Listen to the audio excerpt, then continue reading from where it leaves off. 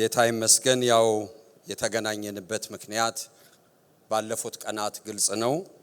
ደግሞ እግዚአብሔር ፈቅዶ መንገዴም ዘግይቶ በዚህ ሁኔታ ተገናኝተናል። ጌታን እጅግ አድርገን እናመሰግናለን። የምናገረው ቃል ከዚህ ከቆየንበት ሩቅ አይደለም። ጌታ የተባረከ ይሁን። የኛ መንፈሳዊ ከፍታ፣ የቤተ ክርስቲያን ከፍታ፣ የእግዚአብሔር ከፍታ ወደ እግዚአብሔር ቤት የምናመጣው እግዚአብሔር ባለን እግዚአብሔር አለኝ በሚል ማንነት የተገለጠ ስንሆን የእግዚአብሔር ቃል እሱ አፍ የወጣው ቃል ሲያገኘን እኛ ደግሞ በዛ ቃል ውስጥ ተገኝተን በእምነት ተዋህዶን የተገለጥን ስንሆን ከፍታው ይሄ ነው። የእግዚአብሔር ቤት ከፍታ፣ የመንግስቱ ከፍታ፣ የመንፈሳዊ ነገር ጥራቱና ከፍታው ከዚህ ጋር የተያያዘ ነው። ዮሐንስ ወንጌል ምዕራፍ 5 ቁጥር 30 ጌታችንን ስንመለከት ለመስቀል ሞት ራሱን ባዶ አድርጎ የመጣ የታመነ ካህን፣ የታመነ ጌታ ነው። ከራሱ ያልተናገረ ከራሱ ያላረገ እና እሱ ያለን እኔ እንደሰማሁ እፈርዳለሁ፣ ፍርዴም ትክክል ነው ወይም ጽድቅ ነው ብሏል። ክርስቶስ ምን ይመስላል? ከራሱ ያልተናገረ ከራሱ ያላደረገ ባዶ የሆነ ነገር ግን ከፍታው የክርስቶስ ከፍታ እግዚአብሔር እንዳለው፣ እግዚአብሔር እንዳመለከተው፣ እግዚአብሔር እንዳዘዘው ነው። ከዚህ የወጣ ማንነት ኢየሱስ የለው። የተገለጠውን በዚህ ነው። ደቀ መዛሙርቶችንም የቀረጻቸው በዚህ ውስጥ ነው። እግዚአብሔር ይመስገን ብዙ ቆይተናል። በዚህ መልኩ ደግሞ ወደ ቤተ ክርስቲያን አባላት የሚሆኑትን ጨዋና ቅዱስ በሆነ መንገድ ምናልባት አንዳንድ ጊዜም ባንፈልገው ግን አስፈላጊ ስለሆነ ተቀርጸንበት ተቀብለን በዚህ መልኩ ወደዚህ እድገት መደረሱ ትልቅ ነገር። እግዚአብሔርን በጣም አድርገን እናመሰግናለን። ምክንያቱም ጊዜው ይሄን ይጠይቃል። ወገኖች ሆይ ጊዜው ያለንበት ጊዜ ይሄን ይጠይቃል። የምናገረው ከሱ ጋር ነው። ይሄን አስቤ አይደለም፣ አላውቅም። ነገር ግን መንፈስ ቅዱስ አዋቂ ነው። ጌታን እጅግ አድርገን እናመሰግናለን። ስለዚህ ምንድነው እኔና የእናንተ መንፈሳዊ ከፍታ? እግዚአብሔር ብሎኛል ብለን ባለን ስንገለጥ መስቀልም ይሁን ሞትም ይሁን መከራም ይሁን መንፈሳዊ ከፍታችንና ለእግዚአብሔር ቤት የምናመጣው ክብር ሌላ የለው። ክብር አመጣን ካል እግዚአብሔር ባለው እግዚአብሔር ባለን ተብያለሁ ሰምቻለሁ ባልን እግዚአብሔር የተመሰገነ ይሁን። አንደኛ ነገሥት ምዕራፍ 18 ላይ ሄደን ስንመለከት ኤልያስን እሱ ጋር አልቆይም። እንግዲህ ሰማይን በጸሎት ዘግቶ ከአካብ ሸሽቶ ከሄደ በኋላ እግዚአብሔር ብሎት ተመልሶ መጥቷል። ተመልሶ ሲመጣ ነፍሱን በሚፈልግ ንጉሥ ፊት ነው የሚቆመው። ግን በአካብ ደረጃ ኤልያስ በነገስታት ዘንድ ተፈልጎ ለሞት ተፈልጎ እግዚአብሔር ስለሸሸገው ያልተገኘ ሰው ነው። ይሄ ሞተ ሰው ከዚህ በኋላ ቀጣይ ህይወቱ ያለው በሰው ደረጃ አልቋል። እግዚአብሔር ባለው ደረጃ ግን በህይወት አለ፣ በስልጣን አለ፣ በአቅም አለ፣ በጉልበት አለ። ለምን? የእግዚአብሔር ቃል በሱ ሁኔታ የመጣለትና እሱም እንደሰማ እንደተቀበለ የሆነ ሰው። ሌላ አቅም የለን፣ ምንም አይነት አቅም የለን። አቅማችን ያለው ከሰማይ የመጣ ነው። እሱም የሚሆነው በሰማነው በኩል በተቀበልነው በኩል። እግዚአብሔር የተመሰገነ ይሁን። ማርያምን ቃል ስንመለከት ሉቃስ ወንጌል ምዕራፍ 1 ቁጥር 49 እቺ የባሪያይቱን ውርደት ተመልክቷል ያለች ድንግልት የናዝሬት ሰው ከዛሬ ጀምሮ ትውልድ ብፁዕ ይሉኛል፣ ብፅዕት ይሉኛል ብላለች። ከየት መጣ ይሄ አባባል? በትውልድ ደረጃ እኔ እከሊት ነኝ የምትለው ከየት መጣ? በሌላ አንጻር ራሷን ስትገልጥ የባሪያይቱን ውርደት ብላለች። ነገር ግን በመጣላት ቃል ግን በትውልድ መካከል ብፅዕት ናት። ማን ያመጣው? በሷ ሁኔታ የመጣው ቃል። የኔና የናንተ አቅምና ማንነትም እሱ ነው። የኑሮ ሁኔታችንም አይደለም፣ ሰው የሚለውም አይደለም፣ ሰይጣን የሚለውም አይደለም፣ ቁልቁለቱም አይደለም፣ ይሄም አይደለም። ሀብትም አይደለም፣ ስልጣንም አይደለም፣ ዝናም አይደለም። ማንነታችን ግን ያለው እግዚአብሔር ሲያውቀው በእኛ ሁኔታ በመጣው ቃልና በእምነት ተዋህዶን በተገለጥንበት ምናገረው እሱን። ጊዜ በጣም ብዙ አልወስድም። እግዚአብሔርን እጅግ አድርገን እናመሰግናለን። ከወሰድኩም 2 ሰዓት።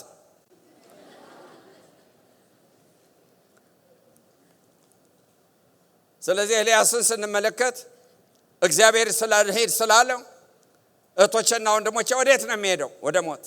ሕይወት የት አለ? በቃሉ ውስጥ። ቃሉ በሕይወት ያኖራል። በሽታ ይሁን ይሄኛው ይሁን ያኛው ይሁን እህቶቼና ወንድሞቼ ድል ፋንታችን ያለው እግዚአብሔር ያለው በእምነት የተዋሃደ ስሙ ለዘላለም ብሩክ ይሁን። እሱ ካለ ደግሞ በኋላ ይመራመዳል።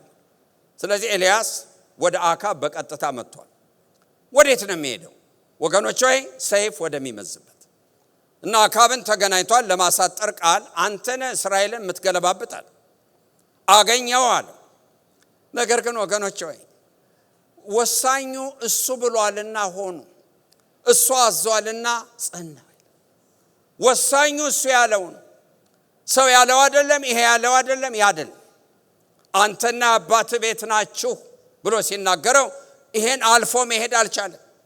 እህቶቼና ወንድሞቼ ምናገረው የቤተ ክርስቲያን ክብር ማናሳፍር እግዚአብሔር እንዳለው እንደሰማን እንደተባል ስንሆን ደግሞም የሕይወታችን መገለጫ ብሎኛል የምንል ሰዎች ከሆን ክብር እያመጣን ምናልባት የምናልፍበት መስቀል ሊሆን ይችላል፣ ውጣ ውረድ ሊሆን ይችላል። ነገር ግን ወገኖች ሆይ በረከታችን ይሄን ኑረን ጉለት የለም። እግዚአብሔር አምላካችን እናመሰግናለን። ስለዚህ ኤልያስ በቃልህ እንዳደረኩት እንዲታወቅ እኔ ባሪያህ እንደሆንኩ ይሄን ማረገውን በቃል እንደሆነ እንዲያውቅ ሕዝብ ብሎ ወደ እግዚአብሔር ጸልየዋል። መሰዊያ ሰርተዋል። ከበዓል ነቢያቶች ጋር ተገዳድሯል። ለነሱ ድል ሰጥቷል። በሰዓት የሚመልስ አምላክ ይሁን አላቸው። እህቶቼና ወንድሞቼ ኤልያስ ክብር አመጣ። ለምን? ያደረገው ሁሉ እንደ ቃሉ። ምን ይመስላችኋል? እግዚአብሔር በሰዓት ባይመልስ፣ በዛን ጊዜ በሰዓት ባይመልስ ወገኖች ሆይ ለሱ ብቻ አይደለም ውርደትን አመጣው። ክብር የምናመጣው መንፈሳዊ ከፍታውን የምናስጠብቀው የራሳችንንም የቤተ ክርስቲያንንም የመንግስቱንም አለ ብሏል። ተብያለሁ፣ እሱ ብሎኛል፣ እኔ ሰምቻለሁ። ይሄ ሲወስን እግዚአብሔር አምላካችንን በጣም አድርገን እናመሰግናለን። ሁላችን ብሎኛል ወደሚል ደረጃ እንመጣለን። አዎ እግዚአብሔር በዕለት ዕለት ሕይወትም የሚናገር አምላክ። በሉቃስ ወንጌል ምዕራፍ 5 በጢብርያዶስ ባህር ዳር ብዙዎች ከበው ሲያጣብቡት ቃሉን ለመስማት በጉጉት በሱ ላይ እየተረባረቡ አንዱ ባንዱ ላይ በጌታ ላይ አንዳንዶቹ ሲዳሰሱት፣ ነገር ግን አንገታቸውን የደፉ የተከዙ ነበሩ። የተከዙ የዕለት ኑሮ የተጫናቸው። ከነሱ መካከል ጴጥሮስ አለበት። ከነሱ መካከል ያዕቆብና ዮሐንስ አሉበት። ከነዚህ ኢየሱስን ከሚያጋፉ መሃል አይደሉም ወገኖች። ምናልባት ሌሎቹ የሚያጋፉት ብዙ ምክንያቶች አላቸው። ጤና ሊሆን ይችላል፣ ይሄ ሊሆን ይችላል፣ ያ ሊሆን ይችላል። ግን ጌታ ከሚያጋፉት መካከል አይኖቹ ያለው እነዚህ አንገት የደፉ ላይ ነው።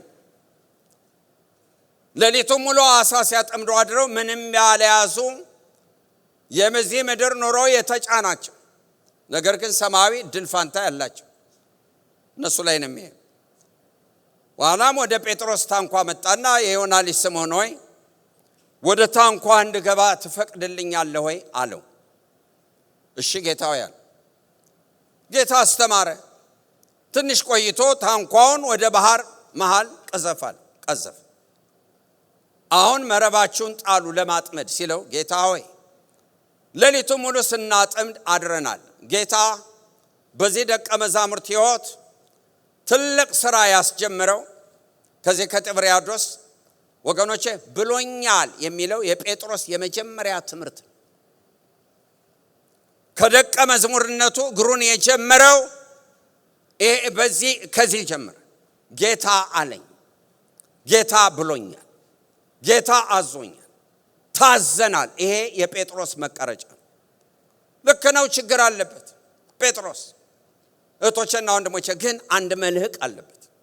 ምክንያቱም ጌታ ከዚህ ችኩል ባህሪው እሱን የቀረጸበት እየወጠረ እየያዘ ባለው ቃል የተቀረጸ ሐዋርያ፣ ባለው ቃል የተቀረጸ ደቀ መዝሙር፣ ባለው ቃል የተቀረጸ ተከታይ እንዲሆን አድርጎታል።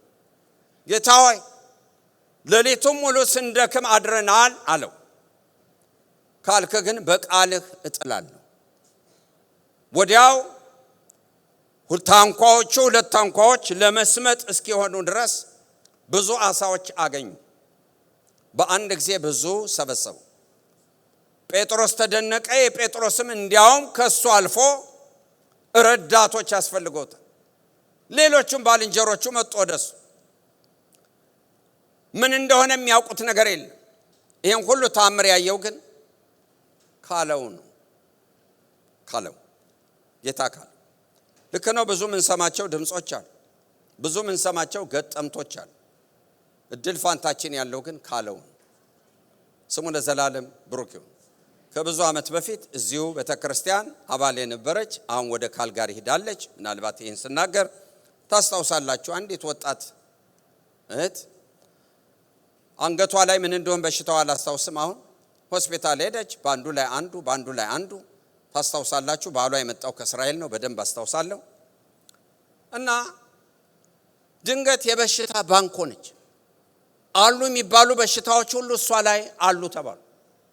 ወገኖች ሆይ ግን ቤተሰቦቿ በእምነት ነበሩ። ብዙ ይጸልይ። አንድ ቀን ጉልበት ሰጣት ጌታ። ጉልበቷ ምን ነበር? እኔ በሽታ ባንክ አይደለም ብላ ጮኸች። ሐኪሞች ያሉት የስነ ልቦና ሰዎች እንዲያማክሯት ነው ያደረጉት። ወገኖች ከዛ በኋላ ደረጃ በደረጃ ይቅርታ እየጠየቁ አሉ የተባሉ ነገሮች ከሰውነቷ ላይ ጠፉ። ለምን? እድል ፋንታችን ያለው ባለው ኢኮኖሚውም አይደለም ኪሳችን ላይ ያለው። ይሄም ያለው አይደለም ያም ያለው አይደለም። ጌታ ምን አለ? ጌታ ምን ብለዋል? እህቶቼና ወንድሞቼ የቱም ዝቅታ ውስጥ ይግባ የኔና የናንተ ከፍታ የሚጠበቀው ነገሮች ወደ ታች ሲያወርዱን ወደ ላይ የሚጠበቀው ባለኝ ሕግ ውስጥ እሱ ብሎኝ ይሄ ከፍታችን ከዛ የሚያወርደን የለን አውቀን ካልወረን በስተቀር። ከዛ በኋላ ልጅ ወልዳ ባርከናት ወደ ዌስት ካናዳ ይኖራሉ። እግዚአብሔር አምላካችን እናመሰግናለን። የአይን ምስክሮች ነው። የጴጥሮስ እርምጃ የተጀመረው ከዚህ ከተአምር አላስጀመረው፣ ከድንቆች አላስጀመረው፣ ከተለያየ ነገር አላስጀመረው። ሊያስከትለው ያስጀመረው ካፉ ቃል ታምርን ማሳየት። ካፉ ቃል ባህሩ የለውም፣ ሁኔታዎች የላቸው፣ ቃሉ ግን አለ። የእግዚአብሔር ቃል አለ። በእኔና በእናንተ ሁኔታው ሲመጣ እኛንም ሌላ ሰው ያደርገን። እግዚአብሔር አምላካችንን እናመሰግናለን። ይህን አይቶ በጉልበቱ ላይ ወድቆ ጌታ ሆይ እኔ ኃጢአተኛ ሰው ነኝ፣ ከኔ ተለይ አለው። አትፍራ፣ ሰውን አጥማጅ አደርጋለሁ። ሁሉን ጥለው ተከተሉት ብሎ መጽሐፍ ይናገራል። ምን አይቶ? እህቶቼና ወንድሞቼ ከቃሉ ታምራይ ከእግዚአብሔር ቃል ደግሞም አንድ ነገር በሕይወቱ ላይ ጣለበት። አትፍራ፣ ሰውን አጥማጅ አደርጋለሁ። ሁኔታዎችን እንመልከት። ጴጥሮስ ሰው ላይሆን የሚችልባቸው ሁኔታዎች ወገኖች ሆይ አልፎባቸው ጌታን መሳደብ፣ ጌታን መራገም፣ ጌታን መካድ አንድ ጊዜ አይደለም 3 ጊዜ በምስክር በጴጥሮስ ሕይወት ተረጋግጧል። ነገር ግን እመኑኝ በተናገረው ቃል በአብ ዘንድ ይቆምልናል። ለዚህ ነው ሉቃስ 22 ሰይጣን እንደ ስንዴ ሊያበጥራችሁ ለመነ፣ እኔ ግን እምነትህ እንዳይጠፋ ስለ አንተ ማለድኩ። አትፍራ፣ ሰውን አጥማጅ አደርጋለሁ የተባለው ቃል እንዲጠበቅ ጴጥሮስ ጠብቆታል አልጠበቀውም? ግን ቃሉን የሰጠው ጠብቋል። ቃሉን አዎ ኢየሱስ ያለውን ጠብቋል። ጴጥሮስ አልጠበቀም። ልክ ነው። እኛ ባንታመን የጠራን የታመነ ነው። ቃሉ የሚለው እሱ የጠራችሁ የታመነ ነው፣ እሱም ያደርገዋል። ስሙ ለዘላለም ብሩክ ይሁን። ወደ ልጁ ህብረት የጠራችሁ የታመነ ነው፣ እሱም ያደርገዋል ብሎ መጽሐፍ ቅዱስ ይናገራል። ጉልበታችን አቅማችን ብሎኛል፣ መስቀላችንም እሱ ነው። እህቶቼና ወንድሞቼ እና በነገሥት መጽሐፍ ምዕራፍ 22 ሚክያስ የሚባልን ሰው እንመለከታለን። በአካብ በንጉሥ አካብ ዘመን እና ንጉሥ አካብ ለጦርነት መውጣት አሰበ። ኢዮሳፍጥ የሚባል የይሁዳ ንጉሥ ተባባሪ እንዲሆን ጠየቀው። ነገር ግን ለመተባበር የእግዚአብሔርን ቃል መስማት አለብን አለ። ምንም ችግር የለም፣ በጣም ምንም ችግር የለም፣ ኑ ተባሉ። እነዛ ወገኖች ሆይ የቤተ መንግሥት ነቢያት መጥተው 400 ሰዎች ደስ የሚያሰኝ ትንቢት ተናግረው። ወገኖች ሆይ ግን ያ ከፍታ አይደለም፣ ዝቅታ ነው። ለምን ከፍታው ያለው እግዚአብሔር ካለው፣ እግዚአብሔር ካለው ክብሩ ያለው በሮጥንበት አይደለም። ምንም እናርግ ጥሩ አድርገንም የለሁበትም ሊለን ይችላል። እህቶቼና ወንድሞቼ ታዲያ የት ጋር ነው ያለው ባለው? ስለዚህ ነው ዳዊት በሁለተኛ ሳሙኤል ምዕራፍ 7 እግዚአብሔር በዙሪያው እረፍት በሰጠው ጊዜ እኔ በአማረ ቤተ መንግሥት ነው ያለሁት፣ የእግዚአብሔር ታቦት ግን ያለው እዚህ ድንኳን ውስጥ ነው ብሎ ቤተ መቅደስ ለመስራት አሰበ ይላል። መጥፎ ሐሳብ ነው አይደለም፣ በጣም ደስ የሚል ነው። ሰው ሲሞላለት ብዙ የሚሮጥበት ነገር አለ። ይሄ ሰው ሲሞላለት ግን እግዚአብሔርን ነው ያሰበው። ምን ክፉ ነገር አለ? ለነቢዩ ናታን ይህን ምክር ሲመክረው እግዚአብሔር ካንተ ጋር ነው ያለው፣ በልቤ ያለውን አድርግ አለው። ግን በዛ ሌሊት እግዚአብሔር ወደ ናታን መጣና አላልኩም አለ። የት ጋር ነው ከፍታችን? ከፕላን ወገኖች ሆይ ከየት ነው ያለው? ደስ ካለን እህቶቼና ወንድሞቼ ነው ካፉ ቃል ካለው ለምን ጥሩ ልናደርግ እንችላለን። ነገር ግን እሱ ካላለ ተፈትነን አንወጣበትም። እሱ ካለ ግን የታመነው ሊቀ ካህን ቃሉን የሚያጸናው ካህን እኛ ብንጥለው እመነኝ እሱ ይዞታል። እኛ ልንጥለው እንችላለን፣ ጥለናል። ብዙ ጊዜ ተፈትነን ጥለናል። ኤልያስ ጥሎታል፣ ሙሴ ጥሎታል። በፊቴ የሚመጣውን እንዳላይ ግደለኝ ብለዋል። ግን የጠራቸው አልጣለው፣ የታመነ ነው። እህቶቼና ወንድሞቼ አዎ አጸናቸው፣ አበቃቸው። እግዚአብሔር አምላካችንን በጣም አድርገን እናመሰግናለን። ስለዚህ ሚልክያስ ተጠርቶ መጣ። እባክህ ሰዎች ሁሉ አንድ ቃል እየተናገሩ አንተም ቃልህ እንደ ቃላቸው ይሁን ተብሎ ተለመነ። ኖ እንደሱ አልናገርም፣ እግዚአብሔር ያለኝን ነው የምናገረው። ተጠርቶ ነው ከቤቱ የመጣው፣ ፈልጎ አልመጣም። ግን መከራ ገጠመ። ወገኖች ሆይ ወደ ቤቱ አልተመለሰም። አካብ እስክመለስ ድረስ የመከራ እንጀራ አብሉት ብሎ ወደ ጦር ሜዳ ሄደ። ምንድነው የዚህ ሰውዬ ችግር? እግዚአብሔር ያለውን መናገር። እህቶችና ወንድሞች መጠላትም ይሁን መወደድ ካለን ከመጣ እንከብርበታል።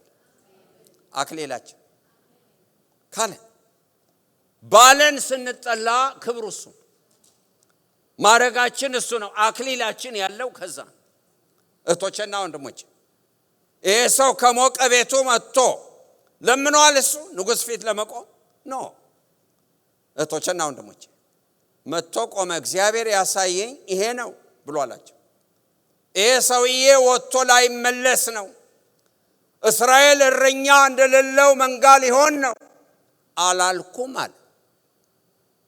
ንጉሡ ተቆጣ። ሌላም ነቢይ በጥፊ መታው። ምን ብሎ? እኔን አልፎ እግዚአብሔር አንተን የተናገረ እግዚአብሔር እንደሆነ እኔ ጓደኛ ነው፣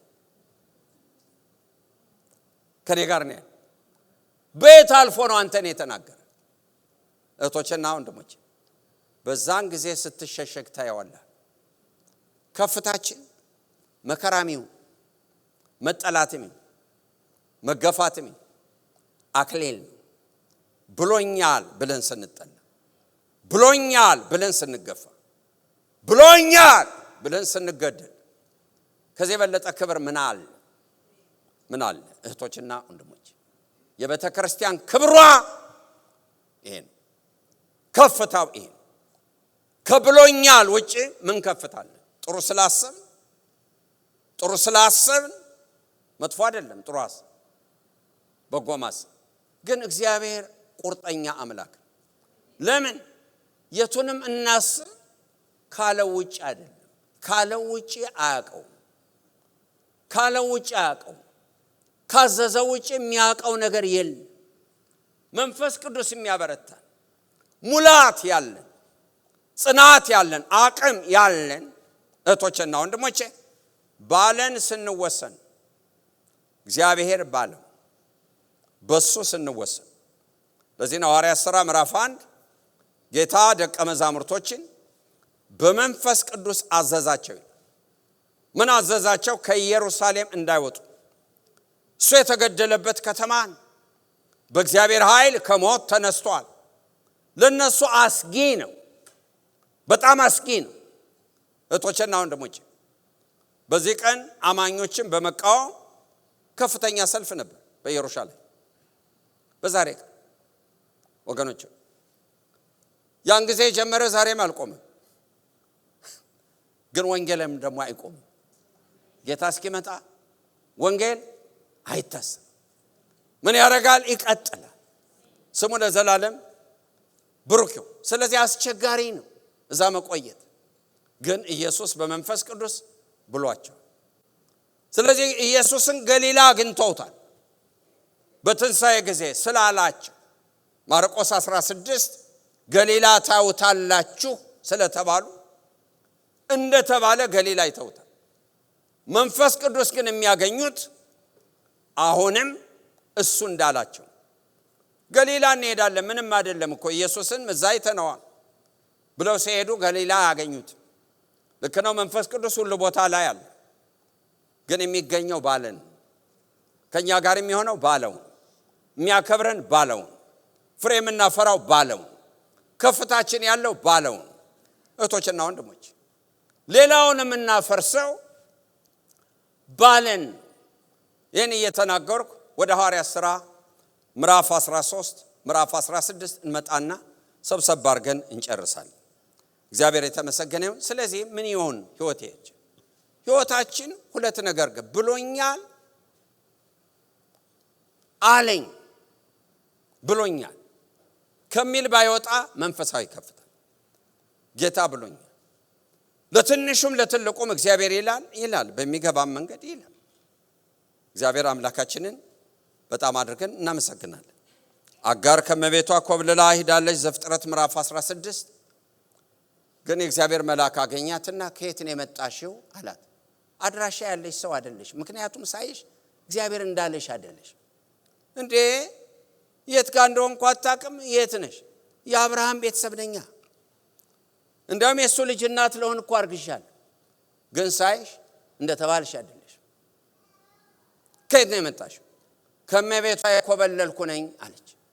እህቶችና ወንድሞች እንደተባልን ካልሆን እግዚአብሔር እሱ ነው የሚጠይቀን። ማን ነው ስምህ ይለናል። ከየት መጣ? ችግርህ ምንድን ነው? የተቸግረናል የምንለውንም ሁሉ አያውቀውም። ለምን? አምላክ አይደለም። እህቶችና ወንድሞቼ ምርጫው አይደለም። ካለው ውጪ እንዳይ ምርጫው አይደለም። ግን ባለን ስንሆን መቸገርህን አይቻልም፣ መገፋትህን አይቻልም፣ መከራህን አይቻልም፣ ትዕግስትህን አይቻልም። ይሄን አይቻልም። ላባ የሚያደርግብን አይቻልም። ማየው የለም።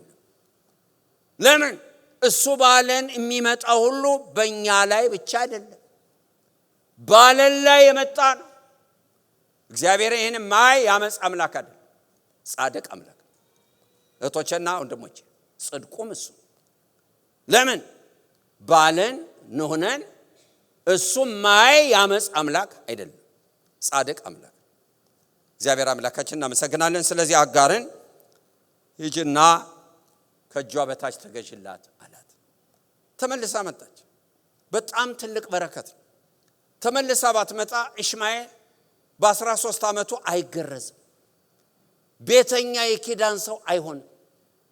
እሷ ተመልሳ ባትመጣ በዘፍጥረት ምዕራፍ 17 አብርሃም ስለ ኢሽማኤል አይጸልይ። እግዚአብሔር ወይ እስማኤል በፊት እንዲቆም እፈልጋለሁ አለ። ኖ ኪዳኔ ሳራ ከምትወልደው ከይስሐቅ ጋር ነው፣ ግን እሱ ዘር ስለሆነ እባርከዋለሁ። የምን ውጤት ነው ይሄ? የአጋር መመለስ።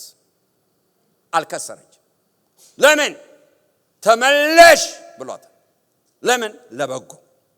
እግዚአብሔር ከመመለሷ ጋር ነበር። አዎ፣ ለሷ ብቻ አይደለም፣ ለዚህ ብላቴና የተገረዘ ሰው እንዲሆን አንድ የአብርሃምን እምነት ተጋርቷል። የአብርሃምን ኪዳን ተጋርቷል። እህቶቼና ወንድሞቼ፣ እንደገና ደግሞ እግዚአብሔር ቃል ገብቶለት እባርከው አለው ብሏል።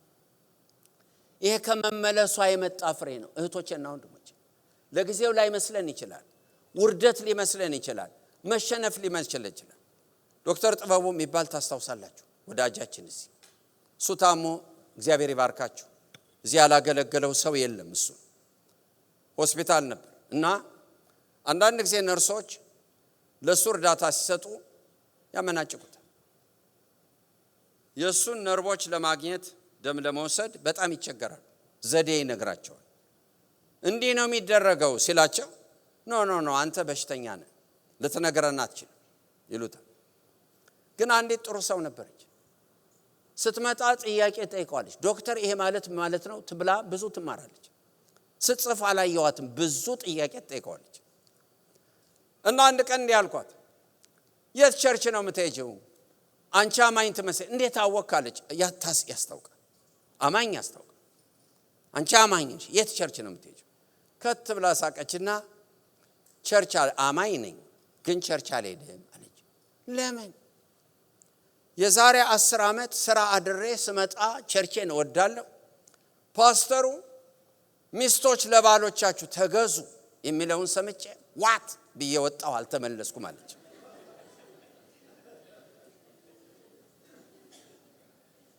ልክ ነው፣ ላንፈልገው እንችላለን። ተገዢ ደስ የሚያሰኝ ቃል አይደለም፣ ግን በረከቱ ያለው እዛ ውስጥ ነው። ለምን? የሱ ቃል ሕይወት ከፍታችን እሱ። ሳራ ትፈልገዋለች።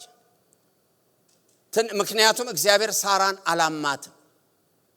ምን ይላል መጽሐፍ? ባስጨነቀቻት ጊዜ። ግን እግዚአብሔር ሳራን እንዳስጨነቀችሽ አይቻለሁ አላላት። ከመቤትሽ በታች ሂጂና ተገዣላት። ለምን? እህቶችና ወንድሞቼ፣ እግዚአብሔር ሰዎችን የሚያውቃቸው በጠራቸው ባላቸው። እኛ ባልናቸው አይደል? እግዚአብሔር በጠራቸውና ባላቸው። እናስ ባሪያዋን አስጨንቃ እመቤት ናት። አዎ በመጠራት እመቤት ናት። የህይወት ድካም ካላት ሌላ ነው እህቶችና ወንድሞቼ። ስለዚህ ምክንያት የለን።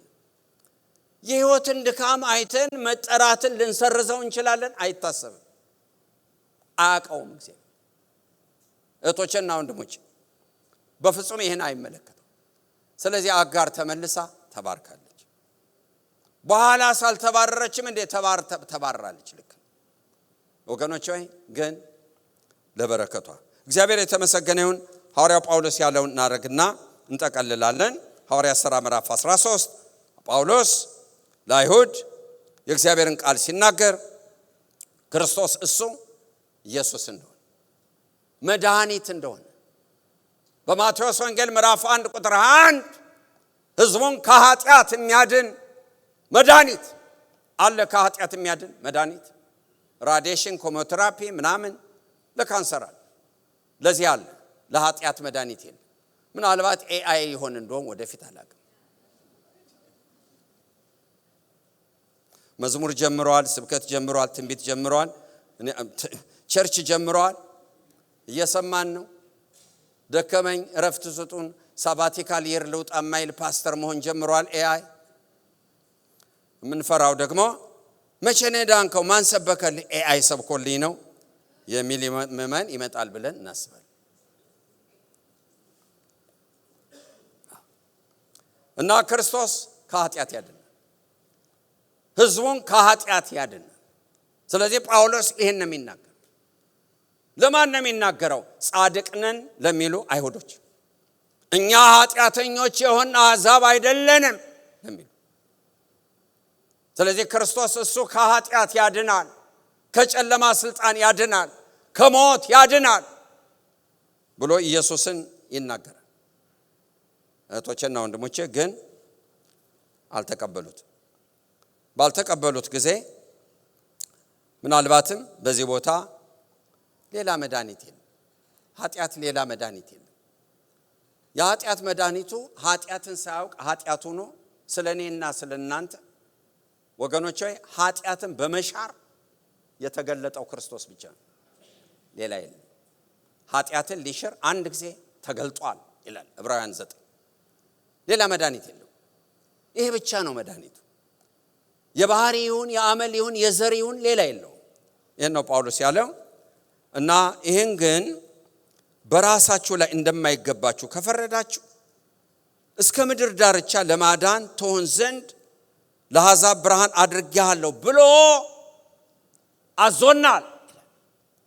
ምን ታዘዝ? ብርሃን ሁን ተብለን ታዘናል። ስለዚህ ጳውሎስ እናንተ የዓለም ብርሃን ናችሁ ስለተባለ ብርሃን መሆን አንችልም ስላለ ብቻ። አንዳንድ ጊዜ እኮ ጨልሞብን ተስፋ ቆርጠን ሞቴን በሰጠኝም እንላለን።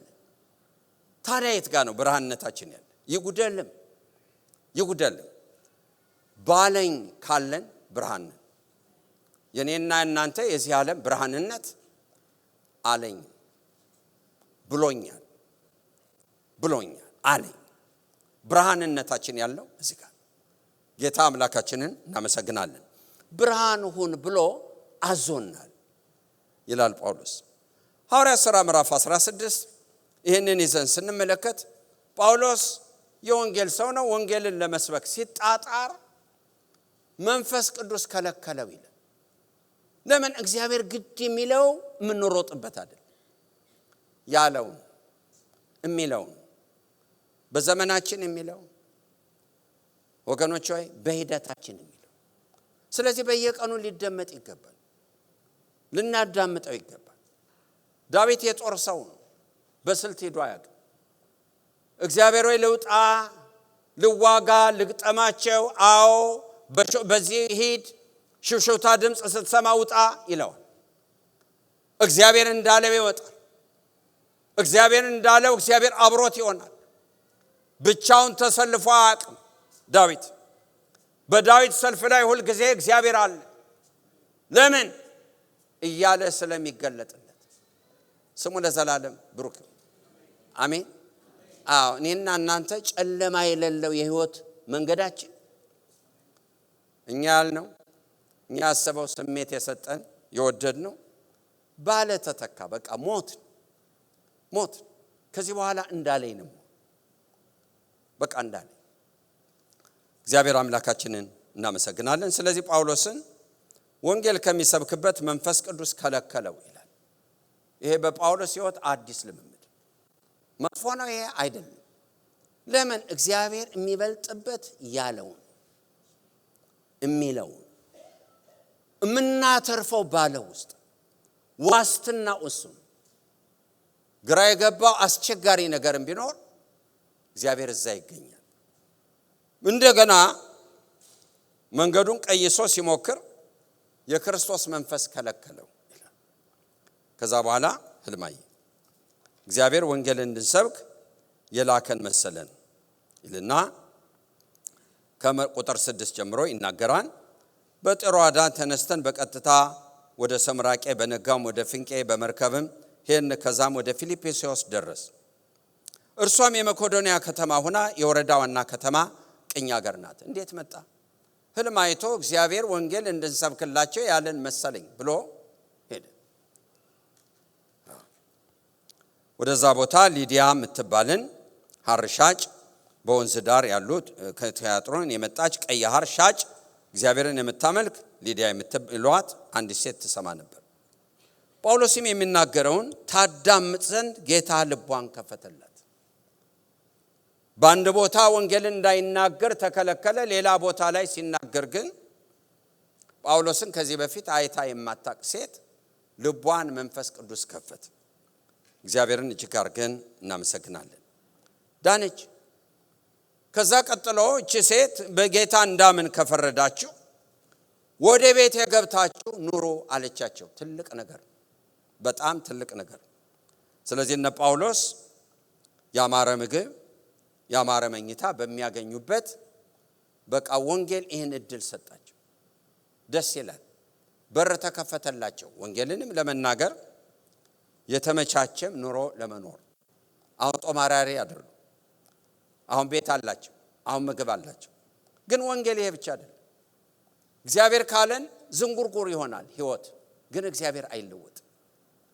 ከዚህ ቀጥሎ ወደ ጸሎት ስፍራ ሲኔድ የሟርት መንፈስ የነበረባት ሴት እየጠነቆለች ብዙ ትርፍ ታመጣ የነበረች አንዲት ገረድ አገኘ። እሷም ጳውሎስ እና እኛን እየተከተለች የመዳንን መንገድ የሚነግሯቸው እነዚህ ሰዎች የልዑል አምላክ ባሪያዎች ናቸው ብላ ትጮህ ነበር። ይህንንም እጅግ ቀን አደረገች። ጳውሎስ ግን ተቸገረና ዘወር ብሎ መንፈሱን ከእርሷ እንድትወጣ በኢየሱስ ክርስቶስ ስም አዝሃለሁ አለ። በዛ ሰዓት ወጣ። ጌቶቿም ትርፋቸው ተስፋቸው እንደጠፋ ሲያው እነ ጳውሎስን እኛ የሮሜ ሰዎች ሆነን እነኛ አይሁዶች ሆነን ያልተፈቀደውን ሃይማኖት እንድናመልክ ያስገድዱናል ብለው ወነጀሏቸው። ስለዚህ እግራቸውን ጥፍር ብለው ታስረው ተደብድበው እስር ቤት ወደቁ። ማን ብሎ? እግዚአብሔር ብሎ። እህቶችና ወንድሞች የትኛውም ችግር ይሁን ከፍታችን ያለው እሱ ባለበት ደሞ አለ። አዳምጡኝ። እሱ ካለን እሱም ማያውቀው ችግር የለብንም። አንድ ሁለተኛ እግዚአብሔር የሌለበት ችግር የለብንም። እግዚአብሔር የሌለበት እግዚአብሔር ማያውቀው ችግር የለም። ካለ እንድንታገስ ከፈተናው ጋር ደግሞ መውጫውን ያደርጋል። ለምን ስላለን እህቶችና ወንድሞች መውጫ አለ። ስንወጣ በክብር ነው የምንወጣው። ምን ሆነን? እግዚአብሔርን አይተን እንደ ቃሉ አይተን እውነትም እንደ ቃልህ ነህ ብለን ኪሳራ የለም። እግዚአብሔርን እጅግ አድርገን እናመሰግናለን። ስለዚህ እነዚህ ትልቅ የእግዚአብሔር ሰዎች የተዘጋጀላቸው ቤት አለ። የተነጠፈውን አልጋ አልተኙበትም። የተዘጋጀውን ምግብ አልበሉትም። ነገር ግን ተቋርጦ ሰይጣን ያሸነፈ ጉልበት ያለው ይመስላል። እስር ቤት ራሳቸውን አገኙ። ለዛውም ተደብድበው ተገርፈው። ግን ምን ይላል የእግዚአብሔር ቃል? ለማዳን ብርሃን ነህ ብሎ አዞና። ብርሃንነቱ እዚህ ላይ ተቋረጠ? ኖ፣ እያበራ ነው። በቀጣይ እያበራ ነው። ጌታ አምላካችንን እናመሰግናለን። ከዛ በኋላ በመንፈቀ ሌሊት ያመሰግኑ ነበር። ለምን? እግዚአብሔርን የሚወድ አይሁዳዊ በመንፈቀ ሌሊት ማዕፍላ እንቅልፍ ላይ ተነስቶ ማመስገን ነበረበት። ጎረቤቶች ነበሩ፣ በጣም አጥባቂ ሃይማኖተኞች ናቸው። እና አንዳንድ ጊዜ የሚያነቁን ግማሽ ሌሊት እንደሆነ የሚያነቁን እነሱ ናቸው። በግማሽ ሌሊት ተነስተው በጣም እግዚአብሔርን በኃይል ያመሰግኑት፣ በብዙ ጩኸት፣ ማንም ሳይከለክላቸው። ስንነቃ ልክ ነው፣ ግማሽ ሌሊቱ ነው። ስለዚህ እነ ጳውሎስም በአፍላ እንቅልፍ ከእንቅልፍ አንተ ትበልጣለህ ብለው በዜማ እግዚአብሔርን ያመሰግኑት ነበር። የመሬት መንቀጥቀጥ መጣ። ከዚህ ጋር እያያዝ አናቅ። የእስር ቤቱ መሰረት ፈረሰ። የእስር ቤቱ ዘበኛ ራሱን ሊያጠፋ ሞከረ። ሁላችንም እዚህ ያለ በራስ ላይ ክፉ አታድርግ። መብራት ወስዶ ይሄ ሰው እየተንቀጠቀጠ ፊታቸው ላይ ወድቆ ጌቶች አላቸው፣ እንደደምላርክ ወደ ሌላም አይደለም ይሄደው። የመጀመሪያ ጥያቄው መዳን። እህቶችና ወንድሞች ስሙ ለዘላለም ብሩክ ይሁን።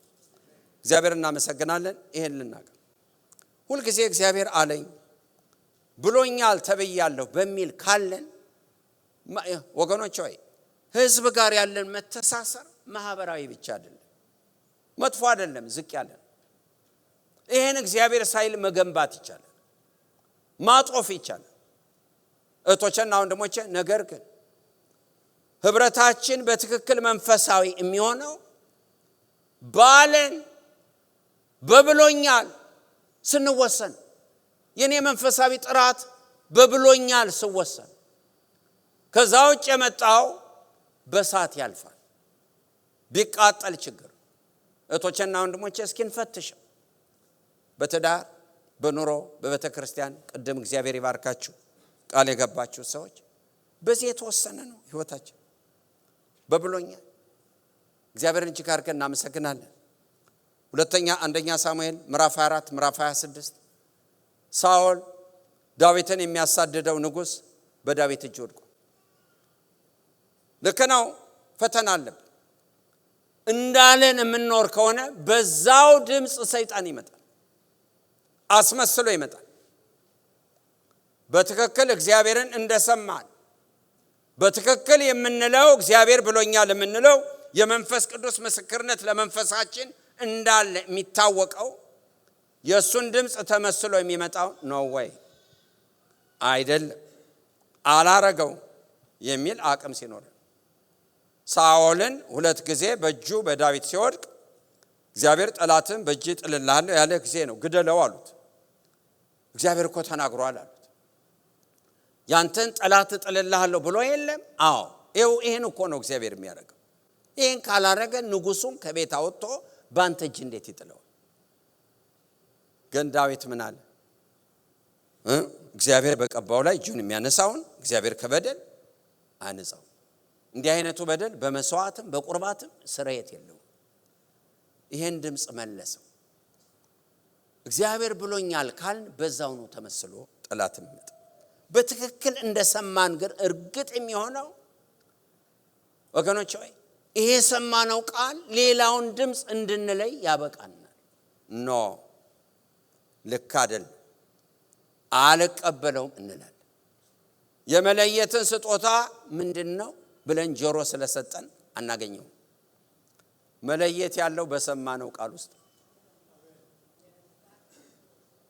ሰማነው ቃል ውስጥ መንፈስ ቅዱስ ለመንፈሳችን ከመሰከረልን ውስጥ ሌሎቹን አልሰማናቸው። ጌታ ያለው እንደዛ በጎቼን ይህን ሰምተው ሌላውን አይሰሙም፣ የኔን ድምጽ አውቀው ሌላውን አያውቁም። ይሄን ያለው እሱን አውቀን ነው ሌላውን ማናቀው፣ እሱን ሰምተን ነው ሌላውን ማንሰማው። እህቶችና ወንድሞች እግዚአብሔር አምላካችንን እናመሰግናለን። ስለዚህ ጳውሎስ ይሄ ሰው መጥቶ እንደደምላርክ አላቸው። ወገኖች ሆይ ወደ ቤቱ ወሰዳቸው፣ ድንቅ ቃል ተናገረ ጳውሎስ።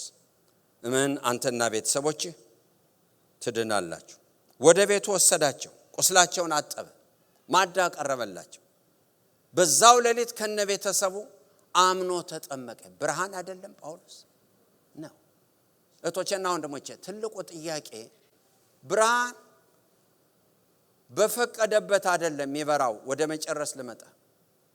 ብርሃን በፈቀደ ሻማ በተለኩሱ መብራት ከሌለ ሻማው ፈለገበት ቦታ አይደለም የምታስቀምጡት። ጌታም ይሄን ብሏል። ሊያበራ የሚያስፈልግ ቦታ ላይ ነው የሚያስቀምጡት። ስለዚህ ጳውሎስ በፊልጵስዩስ ከተማ ሲዞር ብቻ አይደለም የሚያበራው፣ ጉድጓድ ውስጥም ሲገባ ያበራል። ምናበራበትን የሚያውቀው እግዚአብሔር ነው። ሁሉ የተናገረን ባንወደውም ባይጠመንም መስቀል አለበት ምንልም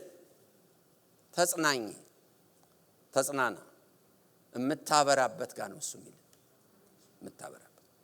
ጌታ ሆይ ምን አርጌ ነው ልትል ትችላለህ። ግድ የለም አልቅስ ግን አብራ፣ አልቅሽ ግን አብራ። እሱ ነው ወሳኝ የሚለን የምናበራበት ቦታ ነው። ለዚህ ነው ጳውሎስ ወገኖች ሆይ ለሚጠፉት የሞት የመዓዛ ሽታ፣ ለሚድኑት ደግሞ የሕይወት የመዓዛ ሽታ። ስለዚህ ሰው የሚያበራበት ቦታ ላይ ነው እግዚአብሔር የሚያስቀምጥ።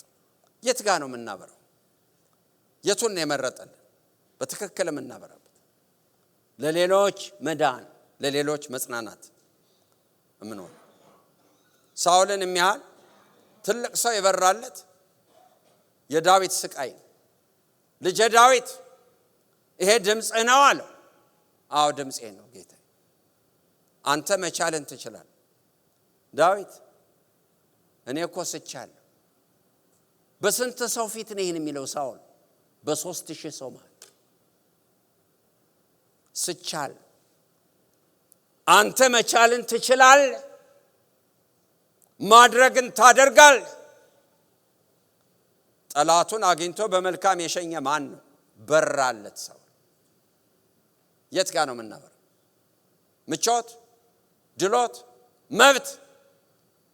መብት ነው። ታዲያ የቱ ነው ብሎኛል? መስቀልም ቢሆን ቁመን እንጸልያለን።